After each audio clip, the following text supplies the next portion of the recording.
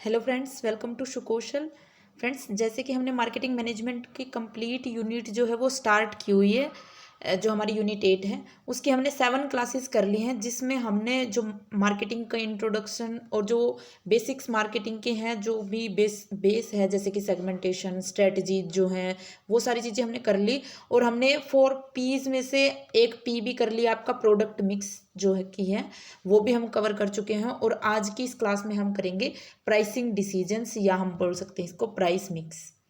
ठीक है, आपके ऐसे दिया हुआ है यूजीसी नेट की जो सिलेबस है उसमें कि प्राइसिंग डिसीजंस। तो प्राइसिंग डिसीजन में हम जो फैक्टर्स अफेक्ट करते हैं प्राइस को, और प्राइसिंग स्ट्रेटजी और पॉलिसीज क्या क्या हो सकती हैं, डिफरेंट काइंड ऑफ, इनको डिटेल में करेंगे। ठीक है, तो देखिए सबसे पहले प्राइस क्या होता है। देखो, price is the amount of money charged for a product और सर्विस, जो कि कस्टमर को वैल्यू देती है। जो कस्टमर को हम जो कुछ भी बेनिफिट्स दे रहे हैं उसके बदले कस्टमर हमें जो दे रहा है उसका सम जो होता है, या फिर हम इसको ये बोल सकते हैं कि money charged for a product और सर्विस, उसको हम बोलते हैं प्राइस। ठीक है, और a sum of value that customer exchange for the benefit of having और यूजिंग प्रोडक्ट और सर्विस, यानी कि वो वैल्यू जो कस्टमर जो भी बेनिफिट ले रहा है उसके बदले में हमें जो वैल्यू दे रहा है उस वैल्यू को हम प्राइस बोलेंगे। ठीक है, और जो ये प्राइस है, अब प्राइस डिटरमाइन करते टाइम हमें कौन कौन से फैक्टर्स को ध्यान में रखना चाहिए।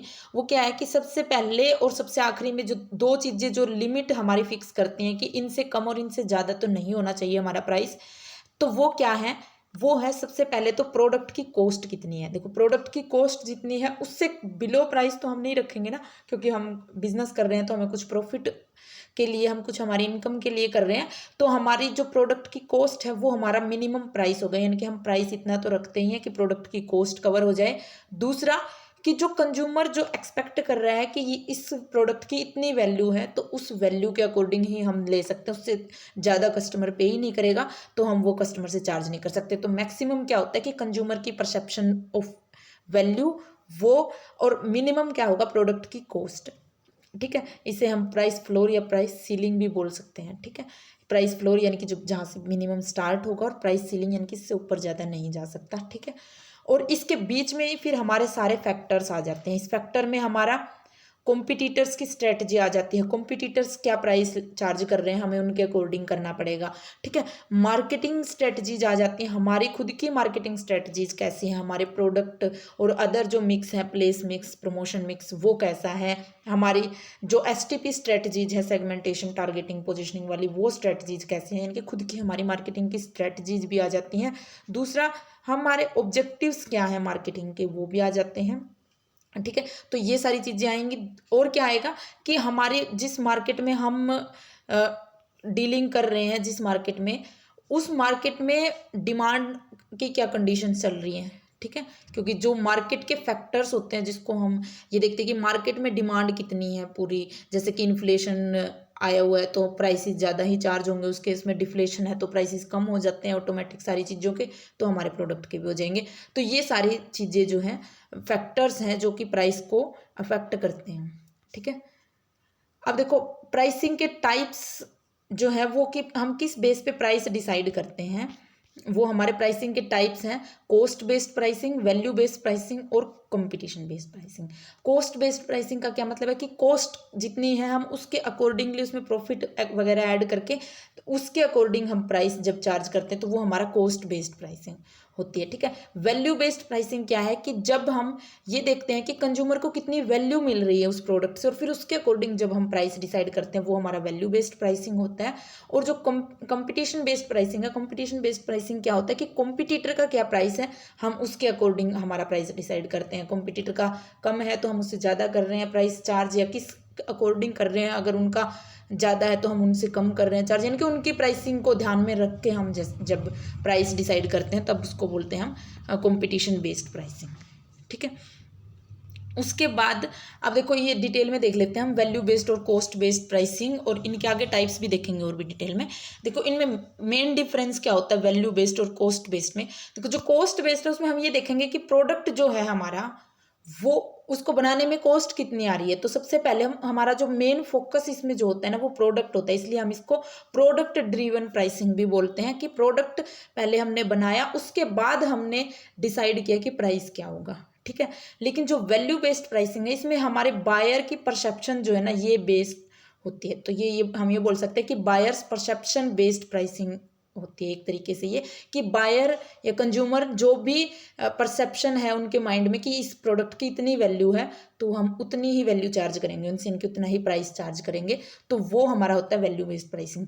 अब देखो इसकी जो प्रोसेस है कॉस्ट बेस्ड प्राइसिंग की, कॉस्ट बेस्ड प्राइसिंग की प्रोसेस में सबसे पहले हम डिज़ाइन करेंगे प्रोडक्ट, ठीक है, अच्छी क्वालिटी का एक प्रोडक्ट डिज़ाइन करेंगे, उसके बाद उसकी कॉस्ट देखेंगे कि इस प्रोडक्ट को बनाने में कितनी कॉस्ट आई है हमारी, और फिर उस कॉस्ट के बेस पे हम प्राइस सेट करेंगे, ठीक है। और फिर वो प्राइस देखेंगे कि हाँ ये इतनी कॉस्ट आई है, जैसे हमारी 80 रुपये की कॉस्ट आई है, हमने उसमें 20 रुपये का प्रॉफिट ऐड कर दिया, तो हमारा जो है हम देखेंगे कि हमारे 100 की प्राइस चार्ज करना चाहिए हमें, क्योंकि हमें 20% इसमें प्रॉफिट भी चाहिए। उसके बाद फिर हम ये भी ध्यान में रखते हैं कि बायर की क्या परसेप्शन है, क्या बायर 100 दे भी सकता है या नहीं दे सकता, वो बाद में लास्ट में देखते हैं हम। फिर अगर हमें लगता है कि हाँ बायर की परसेप्शन भी इतनी 100 कर सकता है, या हम ये देखें कि बायर इसके लिए 110 भी पे कर सकता है, तो हम वहाँ पे फिर 110 कर देंगे। बाद में हम बायर की परसेप्शन भी देख लेते हैं इसमें, लेकिन सबसे पहले प्रोडक्ट को बनाते हैं, उसकी कॉस्ट क्या है उसके अकॉर्डिंग प्राइस डिसाइड करते हैं।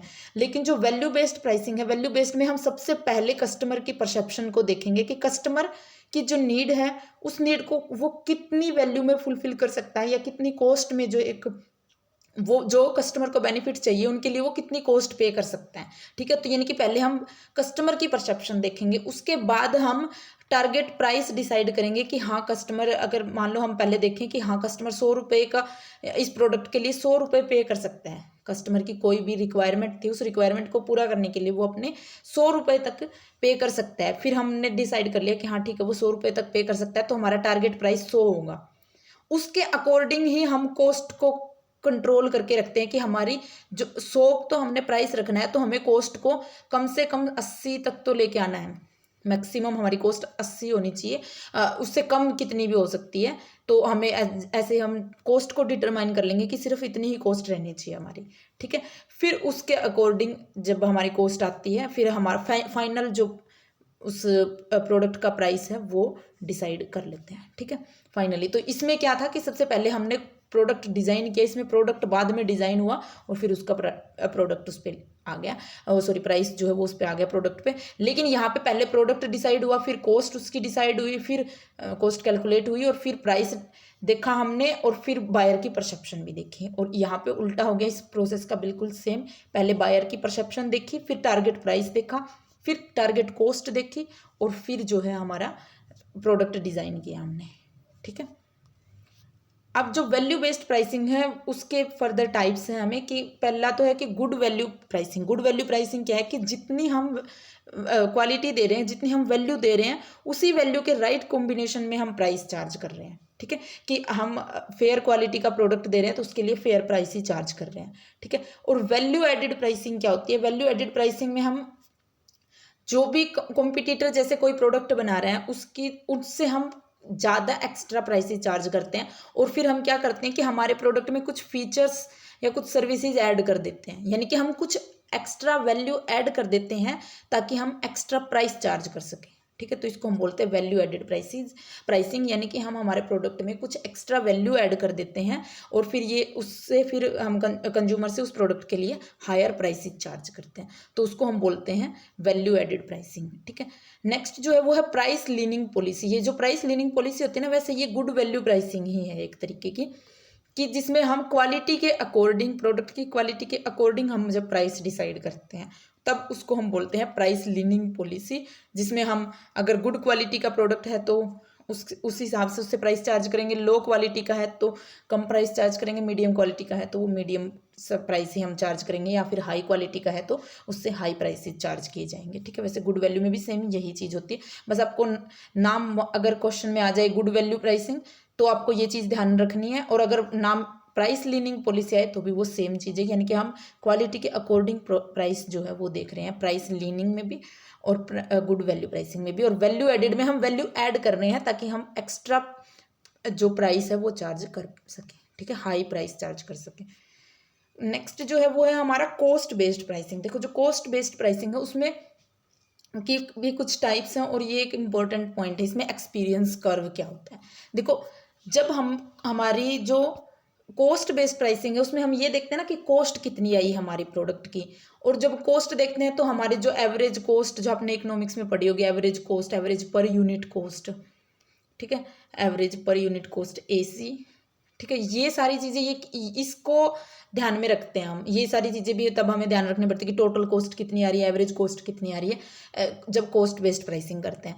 अब आपने इकोनॉमिक्स में ये चीज़ भी पढ़ी होगी कि हमारा वो होता है एक economies of scale. Economies of scale में क्या होता है कि जितना हम ज़्यादा प्रोडक्शन करते हैं हमारी पर यूनिट कॉस्ट जो है ना वो कम आ जाती है, हमारी एवरेज कॉस्ट कम आ जाती है, क्योंकि हमें इकोनॉमीज ऑफ स्केल मिलने लगती है। क्योंकि हम जब ज़्यादा बड़े स्केल पे प्रोडक्शन करते हैं तो हमें फ़ायदे होते हैं, उसके बहुत सारे फ़ायदे होते हैं बड़े बड़े स्केल पे प्रोडक्शन करने के, तो हमें उन फ़ायदों की वजह से, उन फ़ायदों को ही हम इकोनॉमीज ऑफ स्केल बोलते हैं, हमारी कॉस्ट जो है वो कम आ जाती है।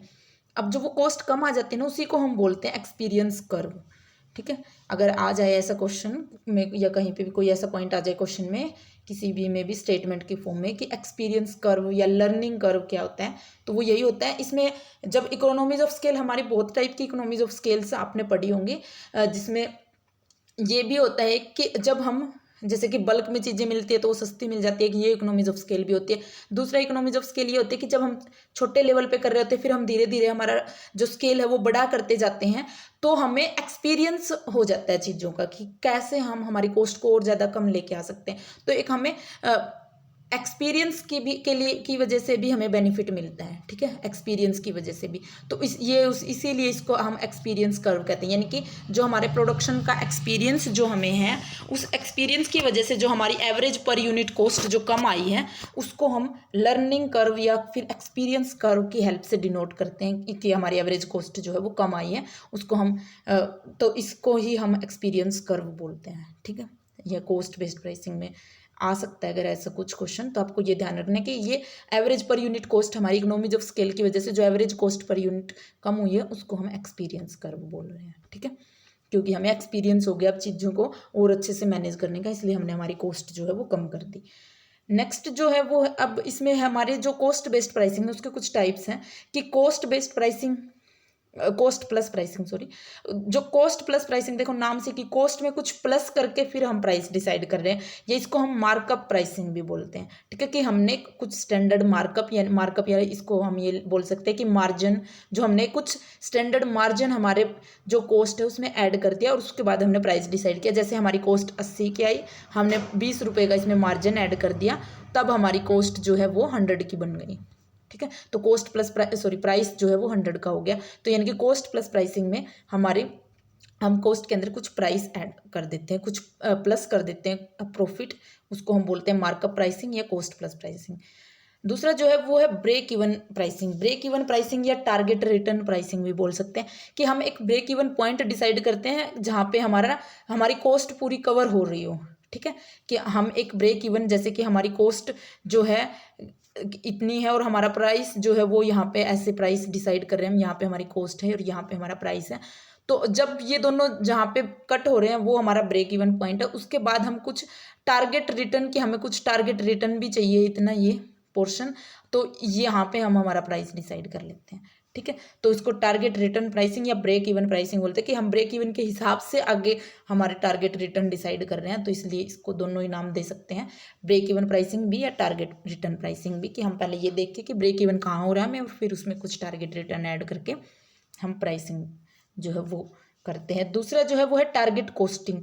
टारगेट कॉस्टिंग में क्या है कि pricing that starts with ideal selling price then target cost will be ensured. देखो टारगेट कॉस्टिंग में क्या है कि पहले प्राइस डिसाइड कर लिया हमने कि एक आइडियल इतना प्राइस होना चाहिए इस प्रोडक्ट का, इससे ज़्यादा नहीं जाना चाहिए। उसके बाद हम टारगेट कॉस्ट डिसाइड करते हैं कि हमारी कॉस्ट जो है वो इतनी ही आनी चाहिए।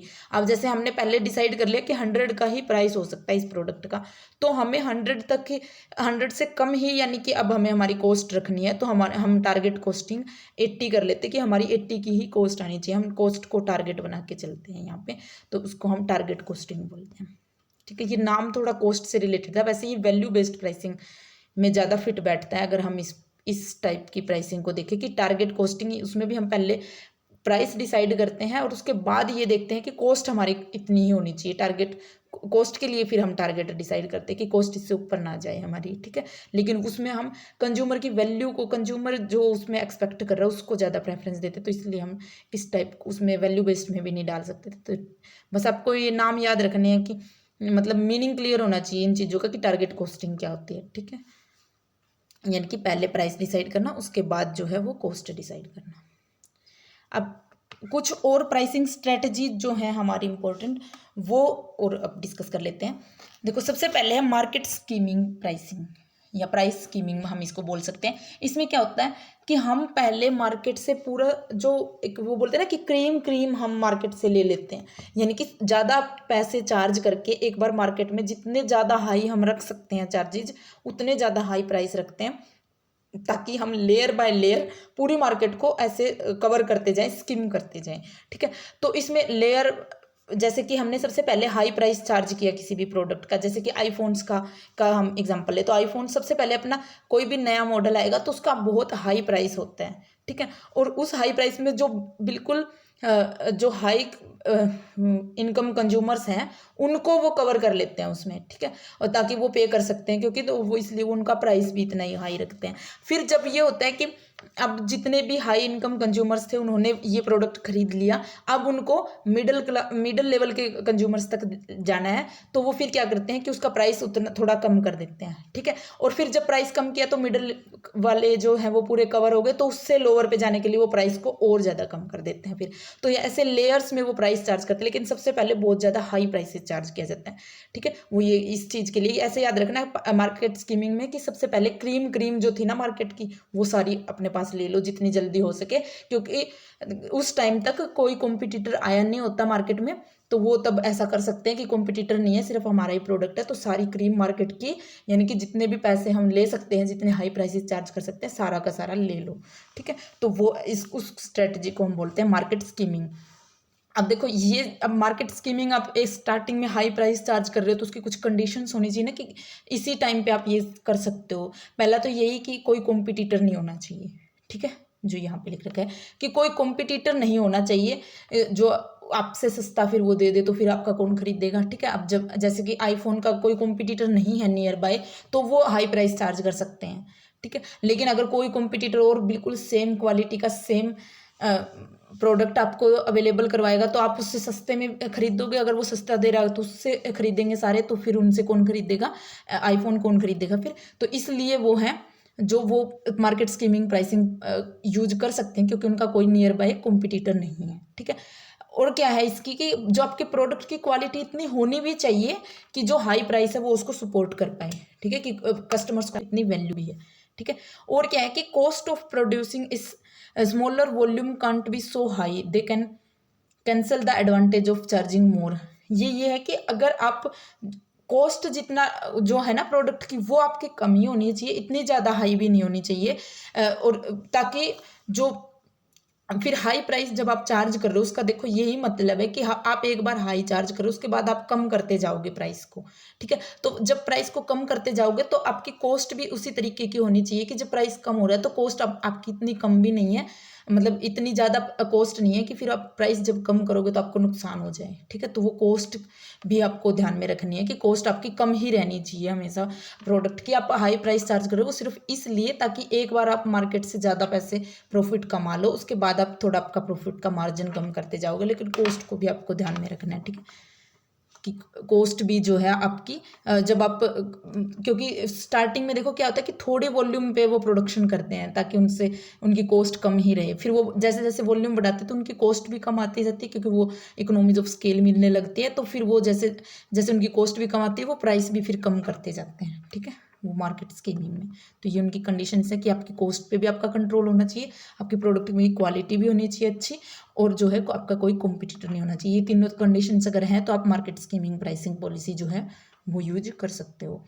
नेक्स्ट जो है वो है मार्केट पेनिट्रेशन प्राइसिंग। देखो, मार्केट पेनिट्रेशन में क्या होता है कि हमें पूरी मार्केट पे कब्जा करना है, पूरी मार्केट पे कब्जा करना है तो हमें प्राइस कम रखने पड़ेंगे स्टार्टिंग में, ठीक है। जब प्राइस कम होगा तो हम सारे हमारे प्रोडक्ट की तरफ शिफ्ट कर जाएंगे, कॉम्पिटिटर्स के जो कस्टमर्स है वो भी हमारी तरफ शिफ्ट कर जाएंगे और पूरी मार्केट पे हमारे ही प्रोडक्ट का कब्जा हो जाएगा।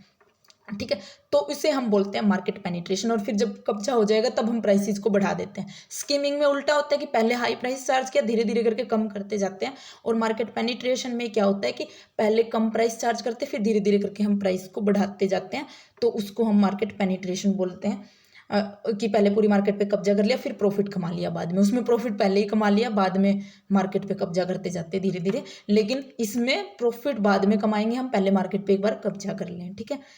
जो फिर अब इसके भी कुछ कंडीशंस है। देखो, अगर स्कीमिंग अगर आप फॉलो नहीं कर सकते, अगर आपके प्रोडक्ट के कॉम्पिटिटर हैं अवेलेबल, तो आप स्कीमिंग यूज नहीं कर सकते, तब उस केस में आप मार्केट पेनिट्रेशन यूज कर सकते हो। ठीक है। आपके प्रोडक्ट में इतनी ज़्यादा अच्छी क्वालिटी नहीं है, अगर क्वालिटी है तो आप हाई प्राइस चार्ज कर ही सकते हो, क्योंकि आपको उसका एक वो होता है ना कि हम इतना हाई प्राइस क्यों चार्ज कर रहे हैं, क्योंकि हमारे प्रोडक्ट में क्वालिटी है, तो वो आप कह सकते हो। लेकिन अगर आपके प्रोडक्ट में कुछ अलग से नया नहीं है तो आपको प्राइस कम ही करने पड़ेंगे। तो आपको मार्केट पेनिट्रेशन प्राइसिंग जो स्ट्रेटजी है वो यूज करनी पड़ेगी। तो इसकी कंडीशंस क्या क्या है कि देखो, एक तो ये है कि आपकी जो मार्केट है वो प्राइस सेंसिटिव होनी चाहिए, यानी कि जो आपके कस्टमर्स हैं वो प्राइस सेंसिटिव होने चाहिए। यानी कि आप कम प्राइस कर रहे हो तो वो ये हो कि वो कंपटीटर से आपके प्रोडक्ट की तरफ शिफ्ट कर जाएं। ठीक है। क्योंकि प्राइस सेंसिटिव होंगे तभी वो शिफ्ट करेंगे, अगर उनको प्राइस कम होने से कोई फर्क ही नहीं पड़ रहा होगा तो वो शिफ्ट नहीं करेंगे। तो इसलिए आपकी जो मार्केट है, टारगेट मार्केट, वो प्राइस सेंसिटिव होनी चाहिए। जैसे कि जियो जब आई थी तब उन्होंने मार्केट पेनिट्रेशन स्ट्रेटजी यूज करी थी, क्योंकि उन्होंने प्राइस कम कर दिया। और जो उन्होंने देखा कि जो ये टेलीकम्युनिकेशन इंडस्ट्री है, इसमें जो कंज्यूमर्स हैं वो प्राइस सेंसिटिव भी हैं, क्योंकि हमें ये पता है कि क्वालिटी लगभग सबकी सिमिलर होती है। तो जो कम प्राइस पे जो हमें अवेलेबल करवा रहा है वो सेम सर्विस, तो हम वहाँ पे शिफ्ट कर जाएंगे। तो इसलिए जो है उन्होंने वो मार्केट पेनिट्रेशन स्ट्रेटजी फॉलो की। ठीक है। जब और इस दूसरी कंडीशन क्या है कि प्रोडक्शन और distribution cost must be decrease as sale volume increase, कि जैसे जैसे आपकी सेल वॉल्यूम इंक्रीज होगी, क्योंकि देखो हम प्राइस कम कर रहे हैं तो हमारी जो सेल्स बढ़ेगी, जब प्राइस कम करें तो सेल हमारी बढ़ेगी ऑटोमेटिकली। तो वो जब हमारी सेल बढ़ेगी तब हमारा कॉस्ट भी कम होती जानी चाहिए, ताकि हमें बेनिफिट हो सके उस चीज़ का। ठीक है। क्योंकि हम इतने ज़्यादा लोगों को, जैसे कि जियो ने अपनी कॉस्ट पे भी कंट्रोल किया ना पहले, कि वो इतने सस्ते में आपको सिम्स अगर दे रहे हैं तो इतने सस्ते में आपको रिचार्ज दे रहे हैं, तो उनको भी अपनी कॉस्ट भी मैनेज करनी है कि कॉस्ट भी उनकी फिर कम ही रहे, ताकि वो सस्ते में अवेलेबल करवा रहे हैं इतनी ज़्यादा पॉपुलेशन को, यानी कि इतने ज़्यादा कस्टमर्स को, इतनी ज़्यादा मार्केट को, इतनी ज़्यादा वो अपनी सेल कर रहे हैं, तो उनकी कॉस्ट भी सेल बढ़ने के साथ साथ कॉस्ट कम आती जानी चाहिए, ये चीज़ भी इंश्योर करनी है। ठीक है। तीसरा जो है वो ये कि the low price must keep out the competition and penetration price must maintain its low price position. देखो, अब लो प्राइस ने कॉम्पिटिटर्स को बाहर निकाल दिया, यानी कि कॉम्पिटिटर्स अब कम हुए हैं, आपके कॉम्पिटिटर के जो कस्टमर है वो आपकी तरफ शिफ्ट हुए हैं। तो आपकी इतनी कैपेसिटी भी होनी चाहिए कि वो लो प्राइस ही मेंटेन हो मैक्सिमम टाइम तक, ताकि जो प्राइस की एडवांटेज है वो आपको लॉन्ग टर्म तक मिले। ये ना हो कि अगर फिर आप थोड़े टाइम के लिए, जैसे ही 2-4 महीने के लिए प्राइस कम किया और फिर वापस से बढ़ाने लगे, तो फिर से कस्टमर वापस शिफ्ट हो जाएंगे। तो आपको इतना करना है कि कस्टमर्स को आपके प्रोडक्ट की आदत हो जाए, तब तक तो आपको एटलीस्ट प्राइस जो है वो कम ही रखना है। ठीक है। तो ये वो चीज़ है कि आपको लो प्राइस बनाए भी रखना है अपना मार्केट में लॉन्ग टर्म के लिए, मार्केट पेनिट्रेशन प्राइसिंग में। ठीक है।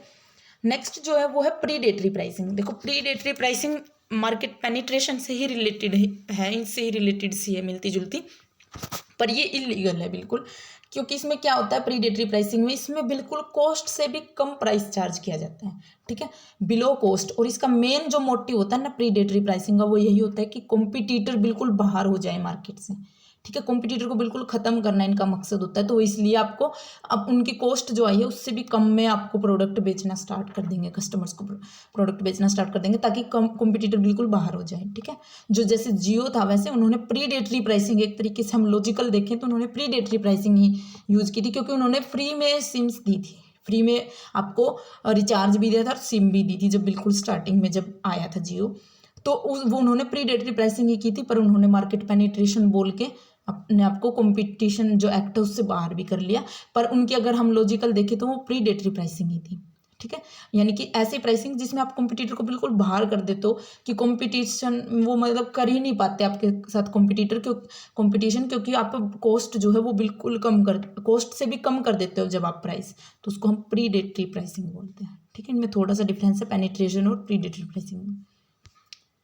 अब देखो नेक्स्ट जो है मार्केटिंग स्ट्रेटजीज। अब ये तो कुछ बेसिक स्ट्रेटजी थी जो हमने स्कीमिंग और पेनिट्रेशन देखा। उसके बाद हमारे और भी बहुत सारी प्राइसिंग स्ट्रेटजीज हैं। उनमें सबसे पहले तो ये है कि हम प्रोडक्ट मिक्स जो है हमारा प्रोडक्ट मिक्स, यानी कि जो भी हम प्रोडक्ट कितने टाइप के प्रोडक्ट बना रहे हैं, क्योंकि प्रोडक्ट मिक्स का क्या मतलब है कि हम एक से ज़्यादा तरीके के प्रोडक्ट्स बना रहे हैं, तो उन बहुत सारे प्रोडक्ट्स को साथ में मिला के प्राइस कुछ डिसाइड कर रहे हैं। ठीक है, अगर वो रिलेटेड प्रोडक्ट है तो किस तरीके की प्राइसिंग होगी, अनरिलेटेड है तो कैसे होगी, तो इसमें हम वो चीज़ें डिस्कस करेंगे। तो इसमें सबसे पहले क्या है हमारा प्रोडक्ट लाइन प्राइसिंग। देखो प्रोडक्ट लाइन क्या होती है, प्रोडक्ट लाइन के कितने टाइप ऑफ प्रोडक्ट हम बना रहे हैं, ठीक है, वो हमारी प्रोडक्ट लाइन है। अब उन प्रोडक्ट लाइन की हम इकट्ठा ही प्राइस डिसाइड करते हैं, सबका रिलेटेड होगा एक दूसरे से प्राइस, तो वो हमारी होती है प्रोडक्ट लाइन प्राइसिंग। ठीक है, ताकि जो कस्टमर्स हैं, जो मार्केट है, उसको देखते ही लगे कि इस ब्रांड का प्रोडक्ट है तो इनका इतना प्राइस तो होता ही है। ठीक है, जैसे कि हम कोई भी ऐसा ब्रांड जो बहुत लग्जरी ब्रांड है तो वो बहुत तरीके के प्रोडक्ट्स बनाता है, तो नाम सुनते ही होगा कि अगर इस कंपनी का प्रोडक्ट है तो महंगा तो होगा ही, चाहे वो कोई भी प्रोडक्ट, अलग अलग तरीके के प्रोडक्ट भी। अब वो लग्जरी गुड्स ही बनाती है अगर कोई कंपनी अलग अलग तरीके की, जैसे वो स्पोर्ट्स में भी है, वो शूज़ भी बना रहे हैं आपके लिए, और आपके लिए जैसे स्पोर्ट्स वियर और भी स्पोर्ट्स वियर और तरीके के भी बना रहे हैं, बैट भी बना रहे हैं जैसे, तो वो हम ये हो कि अगर इस कंपनी का है तो ये तो हाँ महंगा होगा ही।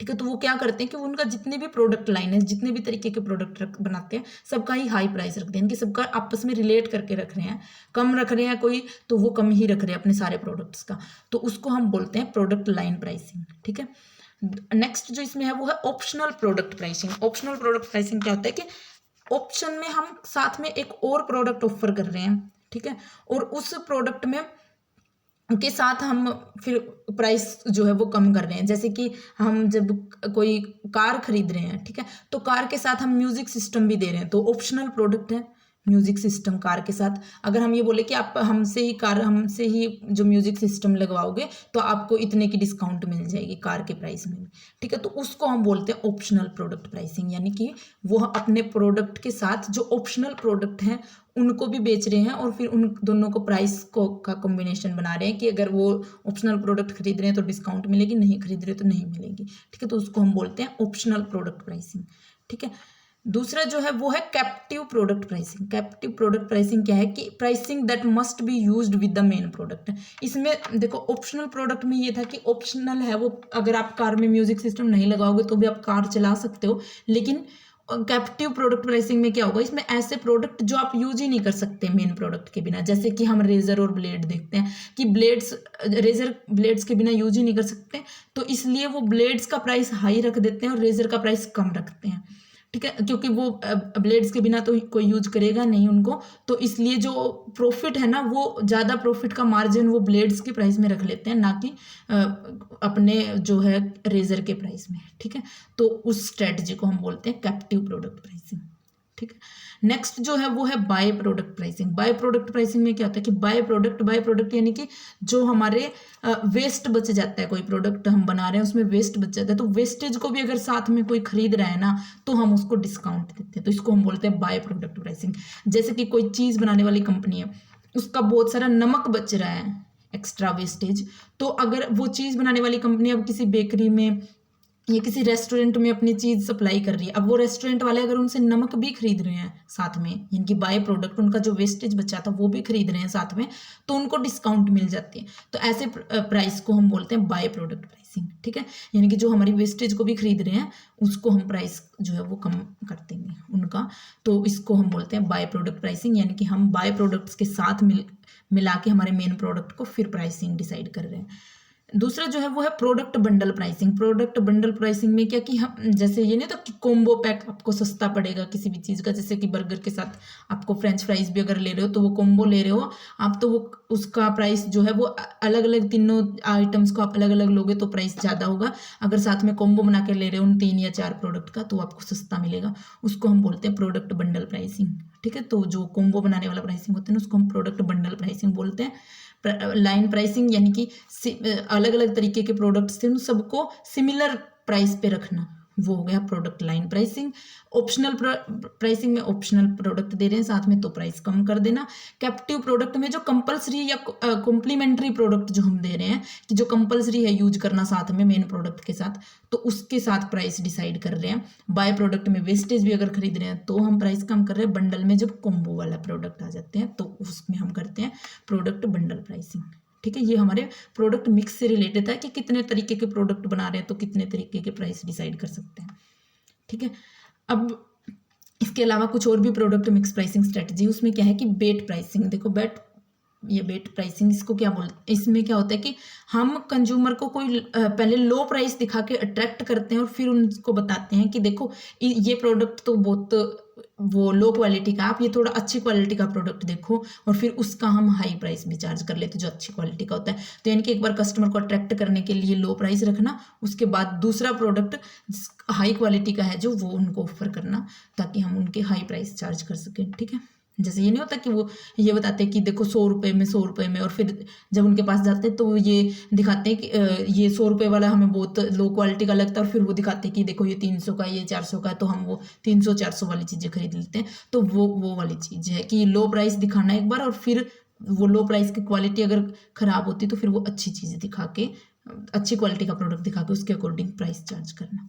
ठीक है, नेक्स्ट जो है वो है प्रेस्टीज प्राइसिंग। प्रेस्टीज प्राइसिंग में क्या होता है कि लग्जरी प्रोडक्ट्स जो होते हैं ना उनके केस में होता है प्रेस्टीज प्राइसिंग। इसमें क्या करते हैं कि जितना मार्केट में प्राइस चल रहा है ना उससे ज़्यादा हाई प्राइस रखना अपना, कि मार्केट में जैसे कि आईफोन के केस में हम इसको देख सकते हैं कि वो प्रेस्टीज प्राइसिंग पॉलिसी भी यूज करते हैं कि जितना भी स्मार्टफोन का प्राइस चल रहा होता है ना मार्केट में उनसे बहुत ज़्यादा प्राइस चार्ज कर रहे होते हैं। तो वो लग्जरी प्रोडक्ट्स के केस में कर सकते हैं हम प्रेस्टीज प्राइसिंग पॉलिसी बोलते हैं। अगर ऐसे आ जाए कि लग्जरी प्रोडक्ट के केस में कौन सी प्राइसिंग स्ट्रेटजी यूज की जाती है, तो वहाँ पे हमारा प्रेस्टीज प्राइसिंग स्ट्रेटजी यूज की जाती है। नेक्स्ट जो है वो है लॉस लीडर प्राइसिंग। देखो लॉस लीडर प्राइसिंग में ये थोड़ा सा इसके सिमिलर है बेट प्राइसिंग के, कि पहले कस्टमर को लालच देके बुलाना और फिर दूसरा प्रोडक्ट ऑफर करना।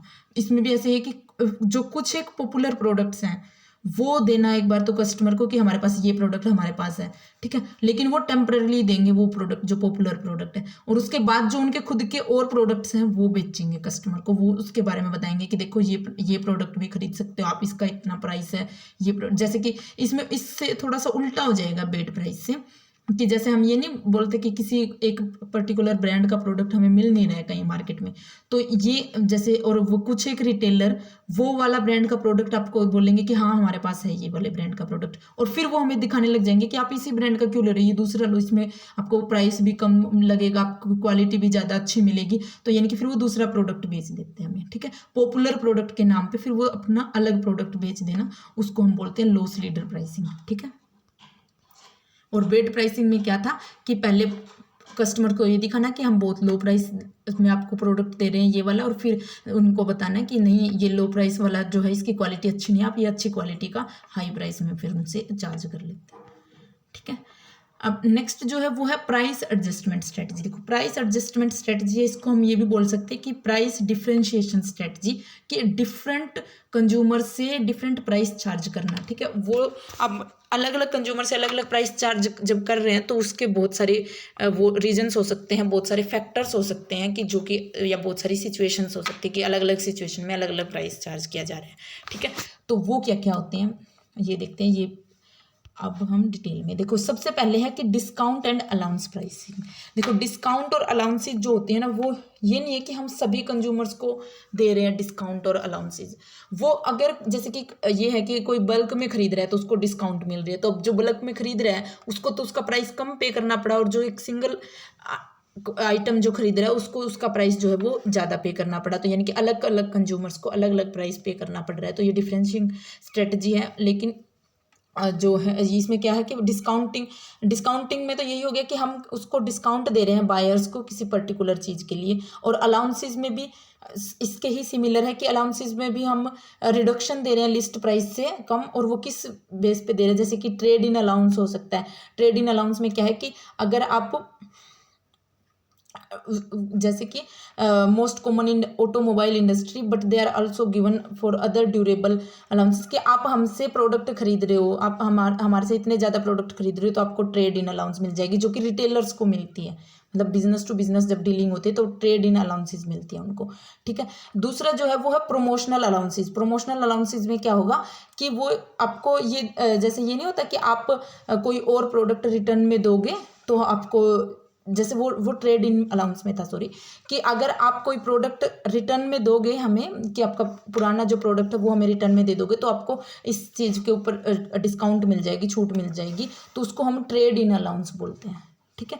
कि आप एक ट्रेड कर रहे हो, जैसे उनसे लेन देन कर रहे हो, ये नहीं होता कि पुराना सामान अगर आप अपना साथ में दे रहे हो इसके साथ, जैसे कोई मशीन खराब हुई, जैसे आपकी वॉशिंग मशीन हुई, तो वो ये बोले कि आप अगर आपकी पुरानी वॉशिंग मशीन अगर हमें रिटर्न में दोगे तो आपको इस नई वाली मशीन के ऊपर इतने की छूट मिल जाएगी, तो उसको हम बोलते हैं ट्रेड इन अलाउंस, ठीक है। और प्रमोशनल अलाउंस में क्या होता है कि यार पेमेंट, और जैसे कि जो हमारे रिटेलर्स जो होते हैं, ये उल्टा था ये चीज़, जो ये प्रमोशनल वाले में था कि जो हमारे रिटेलर्स या डीलर्स जो भी हैं, एजेंट्स जो भी हैं, जो हमारा प्रमोशन भी कर रहे हैं, प्रमोशनल एफर्ट्स जो है, जो कंपनी अपने प्रोडक्ट के प्रमोशन के लिए करती है, जैसे एडवर्टीजमेंट वगैरह, उसमें भी आपकी वो हेल्प करवा रहे हैं, तो उनको डिस्काउंट मिल जाती है, ठीक है। उनको कम प्राइस देना पड़ता है, उनको प्राइस में रिडक्शन मिल जाती है टोटल प्राइस में, तो उसको हम बोलते हैं प्रमोशनल अलाउंसेज। यानी कि वो अपने डीलर्स से आपके अपनी प्रमोशंस भी करवा रहे हैं, साथ के साथ अपनी एडवर्टीजमेंट भी करवा रहे हैं, कुछ वो हेल्प कर रहे हैं उनके डीलर्स या रिटेलर्स, तो वो उनको प्रमोशनल अलाउंसेस देते हैं, ठीक है। और डिस्काउंट्स में जैसे क्वांटिटी डिस्काउंट, कि आप ज़्यादा बल्क में खरीद रहे हो तो आपको डिस्काउंट मिल जाएगी, फंक्शनल डिस्काउंट मिल सकती है आपको, या फिर सीजनल डिस्काउंट, की किसी सीजन में आप जैसे कि अब ऑफ सीजन है तो आपको डिस्काउंट पे कोई प्रोडक्ट मिल रहा है, ठीक है। ट्रेड डिस्काउंट, फंक्शनल डिस्काउंट, की आप उसके साथ साथ जैसे ये इससे रिलेटेड है प्रमोशनल से, कि अगर और भी कुछ फंक्शंस में हेल्प करवा रहे हैं, जैसे स्टोरिंग, सेलिंग, तो उनको फंक्शनल डिस्काउंट मिल जाती है, तो वो फंक्शनल डिस्काउंट, यानी कि आप डिस्काउंट दे रहे हो तो कुछ कस्टमर से कम प्राइस चार्ज कर रहे हो, कुछ से ज़्यादा कर रहे हो, तो ये डिफरेंशिएटिंग स्ट्रेटजी है, ठीक है। नेक्स्ट जो है वो है सेगमेंटेड प्राइसिंग। सेगमेंटेड प्राइसिंग में क्या होता है कि हम अलग अलग सेगमेंट से, सेगमेंट का क्या मतलब कि अलग अलग ग्रुप ऑफ कंज्यूमर्स, तो अलग अलग ग्रुप ऑफ कंज्यूमर से अलग अलग प्राइस चार्ज कर रहे हैं, ठीक है, तो उसको हम बोलते हैं सेगमेंटिंग प्राइसिंग। जिसमें सबसे पहले कि अंडर कस्टमर सेगमेंटिंग प्राइसिंग, यानी कि जैसे कस्टमर्स के अलग अलग ग्रुप से हम अलग अलग चार्ज कर रहे हैं, और इसमें कस्टमर के बेस पे, कि कस्टमर के अलग अलग ग्रुप है, जैसे कि हम ये देखें कि जो म्यूजियम्स या मूवी थिएटर्स हैं उसमें स्टूडेंट्स के लिए अलग प्राइस होगा, नॉर्मल अडल्ट्स जो हैं उनके लिए अलग प्राइस होगा, सीनियर सिटीजन्स के लिए अलग प्राइस होगा, तो वो ऐसे अलग अलग प्राइस चार्ज कर रहे हैं कि कस्टमर के जैसे उनकी डेमोग्राफिक फीचर्स के बेस पे, ठीक है, तो वो या फिर उनकी जोग्राफिकल कंडीशंस के बेस पे अलग अलग सेगमेंट्स बनाए और फिर उनसे अलग अलग प्राइस चार्ज कर रहे हैं, ठीक है। नेक्स्ट जो है वो है प्रोडक्ट फॉर्म प्राइसिंग। इसमें सेगमेंटिंग प्राइसिंग में प्रोडक्ट फॉर्म प्राइसिंग, इसमें क्या कि हमने different versions of product are priced differently but not according to difference in cost, कि हमने बहुत अलग तरीके के प्रोडक्ट बना दिए, उनको अलग अलग नाम दे दिया, कैटेगरी बना दी, लेकिन वो उनकी कॉस्ट तो लगभग सिमिलर थी, पर हमने अलग अलग, जैसे ये नहीं होता कि एक ही कंपनी एक ही तरीके के लगभग प्रोडक्ट बना रही है, पर वो ये दिखाने के लिए कि ये हाई क्वालिटी का प्रोडक्ट है, तो वो जो इनकम लोग हैं उनको तो वो लग्जरी प्रोडक्ट दिखाने के लिए उनका प्राइस हाई रख देती है, और उसी तरीके का प्रोडक्ट कॉस्ट उसकी वैसे ही सिमिलर आई थी, और उनको अगर मिडिल क्लास में बेचना है या फिर लोअर क्लास में बेचना है तो उसको वो कम प्राइस पे बेच रहे उसी सेम प्रोडक्ट को, ठीक है। तो वो प्रोडक्ट के फॉर्म्स बना देते हैं, अलग अलग सेम तरीके का प्रोडक्ट है लगभग, बस वो उसका अलग ब्रांड नेम रख दिया, उसका अलग ब्रांड नेम रख दिया, ताकि जो अमीर लोग हैं उनको ये लगे कि ये बहुत अच्छी क्वालिटी का प्रोडक्ट है, या ये मतलब हाई इसका प्राइस है तो ये हाई क्वालिटी होगी इसकी, तो वो ये दिखाने के लिए उनको उनसे हाई प्राइस चार्ज कर रहे हैं, और उसी प्रोडक्ट को अलग नाम देके जो लोअर इनकम कंज्यूमर्स हैं उनसे कम प्राइस चार्ज कर रहे हैं, ठीक है, तो उसको बोलते हैं प्रोडक्ट फॉर्म प्राइसिंग। यानी कि अब हम प्रोडक्ट के अलग अलग प्राइसिंग रख रहे हैं, लेकिन उनकी कॉस्ट उनकी सेम ही थी दोनों प्रोडक्ट की, ठीक है। लोकेशन बेस्ड प्राइसिंग यही कि किसी एक लोकेशन पे वो प्राइस ज़्यादा चार्ज कर रहे हैं सेम प्रोडक्ट का, दूसरी लोकेशन पे वो उसका कम प्राइस चार्ज कर रहे हैं। दूसरा जो है वो है time based pricing. Time based pricing जैसे कि हम नाइट में कोई किसी जैसे थिएटर्स वगैरह में नाइट के चार्जेस ज़्यादा होते हैं, और दिन के जो टिकट्स के चार्जेज हैं वो कम होते हैं, तो वो टाइम बेस्ड प्राइसिंग यानी कि वो यूज कर रहे हैं। या ये हो सकता है कि वीकेंड्स पे प्राइस ज़्यादा होते हैं, क्योंकि वीकेंड्स पे डिमांड ज़्यादा होती है तो वो प्राइस ज़्यादा रख लेते हैं, ठीक है। या सीजनल डिस्काउंट्स भी इसी चीज़ में आ जाते हैं कि सीजन जब होता है कि जैसे वैकेशंस का जो सीज़न होता है तो उसमें वो प्राइसेस ज़्यादा कर देते हैं अपने, क्योंकि उस टाइम पे उनकी डिमांड बढ़ जाती है, तो वो टाइम के अकॉर्डिंग प्राइस चार्ज करना है। तो ये हमारे सेगमेंटिंग प्राइसिंग जो है उसके पार्ट थे, ठीक है, कि सेगमेंट अलग अलग बनाए कंज्यूमर्स के, तो अलग अलग प्राइस जो है उनसे चार्ज किया गया। नेक्स्ट जो है वो है साइकोलॉजिकल प्राइसिंग। अब साइकोलॉजिकल प्राइसिंग में यही कि हम कंज्यूमर की जो प्रेफरेंस है, उनकी जो बिलीव्स है उसके अकॉर्डिंग, यानी कि कस्टमर के माइंड के साथ खेल के वो कैसे कस्टमर कैसे किसी चीज़ की को परसीव कर रहा है, कैसे उसकी परसेप्शन है किसी प्रोडक्ट के को लेके, उसके अकॉर्डिंग प्राइस चार्ज करते हैं। जैसे कि ये दिखा के कि वो एक तो साइकोलॉजिकल प्राइसिंग में यही आ जाता है कि हाई क्वालिटी का प्रोडक्ट है तो हाई प्राइस है तो हाई क्वालिटी का प्रोडक्ट ही होगा, ठीक है। तो ये चीज़ भी साइकोलॉजिकल प्राइसिंग का ही पार्ट है। और अगर रेफरेंस प्राइसिंग भी एक इसमें आती है। रेफरेंस प्राइसिंग में क्या होता है कि कोई प्रोडक्ट जब हम पहले जैसे 1 महीने पहले हमने कोई प्रोडक्ट खरीदा था, वो प्रोडक्ट उस टाइम पे 5,000 का था, और अब हम वो प्रोडक्ट खरीद रहे हैं, अब हमें वो 4500 में भी मिल रहा है ना, तो वो 4500 में हम ये सोचेंगे कि हाँ हमें बहुत कम, पहले हमने ये सेम प्रोडक्ट 5,000 में खरीद रखा है, अब तो 500 रुपये कम देने पड़ रहे हैं, तो वो रेफरेंस प्राइस यूज करें तो वो खरीद लेते हैं उस टाइम पे। या किसी कॉम्पिटिटर के पास वो प्रोडक्ट ज़्यादा महंगा मिल रहा था और अब हमें वो प्रोडक्ट थोड़ा सा भी सस्ता मिल रहा है, तो हम ये सोचते हैं हाँ सेम प्रोडक्ट वहाँ पे ज़्यादा महंगा है, यहाँ पे सस्ता मिल रहा है, तो हम खरीद लेते हैं उसका, ठीक है। क्या पता वो आगे जाके और भी कम हो, पर हम ये सोचते हैं कि रेफरेंस देख के कि इस प्राइस की पहले रेफरेंस क्या थी, या पहले दूसरे जो मार्केटर है उसके पास क्या प्राइस था और यहाँ पे क्या प्राइस है, तो वो रेफरेंस प्राइस यूज करके, तो वो साइकोलॉजिकल प्राइसिंग होती है। इनकी कस्टमर की साइकोलॉजी है ये चीज़ कि वो देख रहा है कि हाँ पहले इतना था प्राइस, अब कम हो रहा है तो ले लेते हैं उस प्रोडक्ट को, ठीक है। तो वो होती है साइकोलॉजिकल प्राइसिंग। नेक्स्ट जो है वो है प्रमोशनल प्राइसिंग। प्रमोशनल प्राइसिंग यही कि जब हम शॉर्ट टर्म में सेल्स को हमारी बढ़ाने के लिए जब हम लिमिटेड टाइम ऑफर या ऑनलाइन फ्लैश सेल्स या सेल निकालते हैं ऐसे, तो उसको बोलते हैं प्रमोशनल प्राइसिंग। यानी कि हम एकदम हमारे सेल बढ़ाने के लिए प्राइस को जब कम कर देते हैं तो उसको हम बोलते हैं प्रमोशनल प्राइसिंग, ठीक है। इसमें जैसे लो इंटरेस्ट फाइनेंसिंग, लॉन्गर वारंटीज या फ्री मेंटेनेंस, ऐसे जो प्रमोशनल टूल्स यूज कर किए जाते हैं, ठीक है। तो वो लो इंटरेस्ट फाइनेंसिंग कर देते कि हम 0 इंटरेस्ट पे आपको EMI पे 0 EMI पे आपको प्रोडक्ट अवेलेबल करवा रहे हैं, तो वो प्राइसिंग है उसके उसी तरीके से डिसाइड करते हैं वो, तो उसको हम लो फाइनेंस इंटरेस्ट प्राइसिंग या फिर प्रमोशनल प्राइसिंग हम उनको बोलते हैं, ठीक है। कि वारंटीज आपको ज़्यादा मिल रही है, अभी आप ये ले सकते हो, अभी लिमिटेड टाइम ऑफर चल रहा है तो जल्दी से खरीद लीजिए, तो वो लिमिटेड टाइम ऑफर में वो प्राइस उसका उसी तरीके से कम रखा जाता है, तो उसको हम प्रमोशनल प्राइसिंग जो है वो बोलते हैं।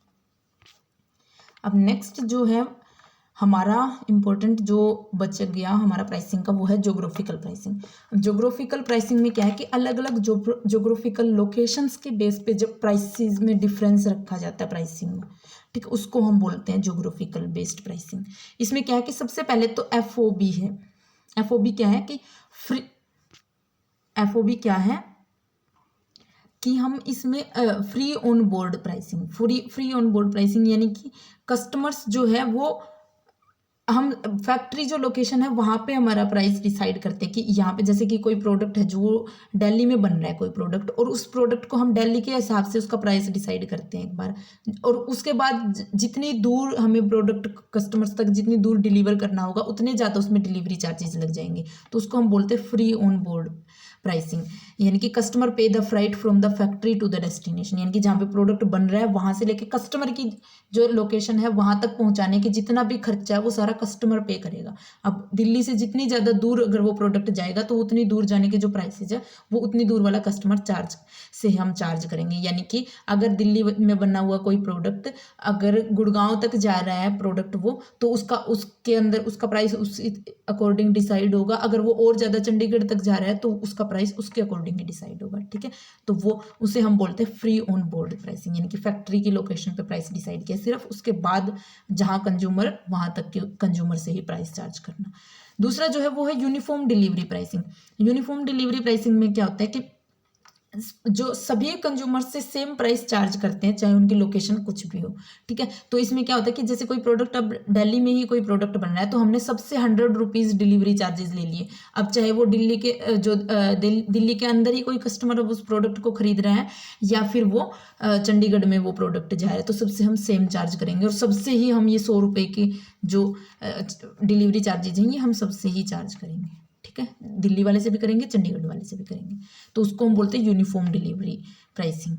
और नेक्स्ट जो है वो है जोन प्राइसिंग। इसमें क्या होगा कि अलग अलग जोन्स बना लेते हैं और उस जोन के अंदर आने वाला बंदा, अगर कोई उस जोन के अंदर कोई कस्टमर है तो उसको सेम प्राइस होगा, दूसरे जोन वाले के लिए अलग प्राइस है, तीसरे जोन वाले के लिए उनका अलग प्राइस है। तो उस जोन में अगर वो आ रहा है तो उनका, जैसे कि नॉर्थ जोन वालों के लिए सेम प्राइस है, साउथ जोन वालों के लिए सेम प्राइस है, तो अलग अलग हमने जोन बना लिए, तो उन जोन्स के अकॉर्डिंग हम प्राइस डिसाइड करेंगे।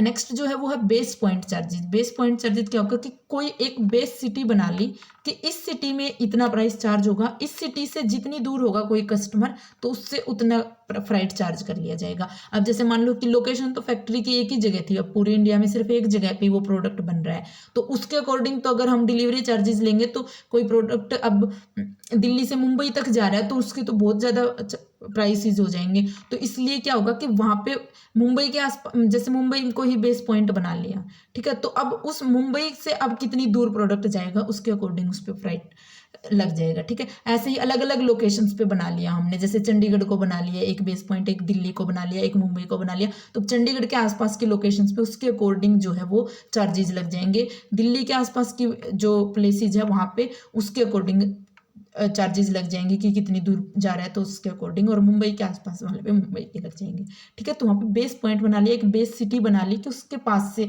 फिर हम जो है जो फ्राइट है जो वो चार्ज करेंगे, ठीक है। नेक्स्ट जो है वो है फ्राइट अब्जॉर्प्शन प्राइसिंग। इसमें क्या होगा, ये क्या होता है फ्राइट अब्जॉर्प्शन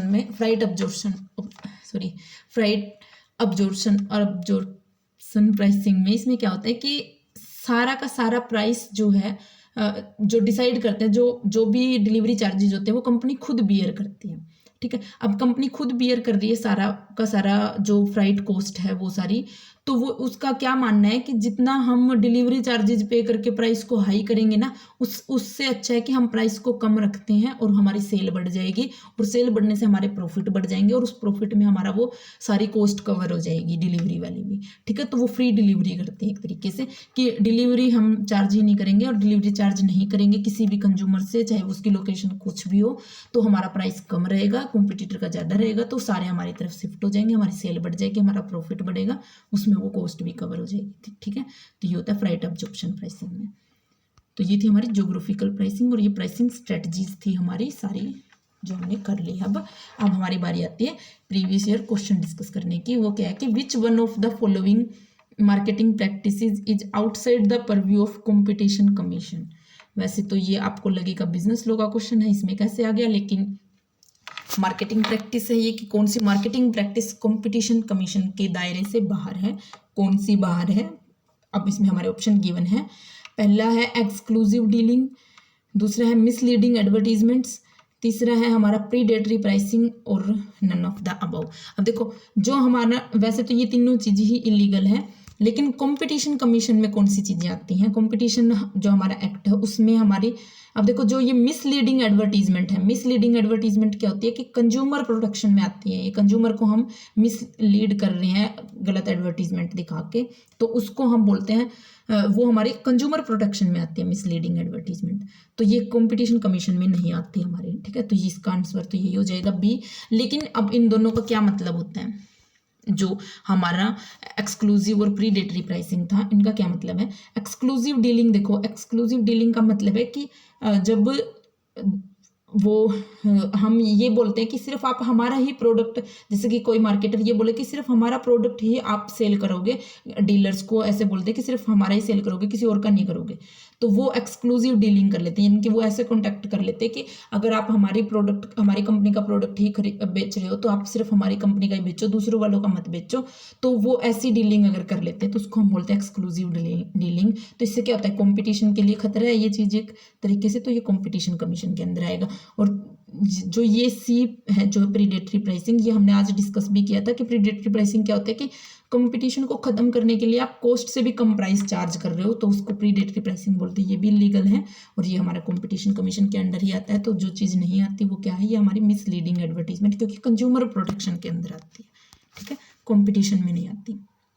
अब नेक्स्ट जो क्वेश्चन है जिसका आंसर आपको कमेंट बॉक्स में देना है वो क्या है कि the pricing strategy which adjust the basic price to accommodate differences in customer, product और लोकेशन इज कॉल्ड। यानी कि ऐसी कौन सी प्राइसिंग स्ट्रेटजी है जो कि बेसिक प्राइस जो है उसको डिफ्रेंशिएट करती है कस्टमर्स, प्रोडक्ट या लोकेशन के बेस पे, उसको हम क्या बोलते हैं। इसका आंसर आप कमेंट बॉक्स में दोगे, ठीक है। और कोई डाउट हो इन सारी प्राइसिंग स्ट्रेटजी से रिलेटेड या किसी और वीडियो में भी तो आप कमेंट करके पूछ सकते हो, ठीक है। Thanks for watching.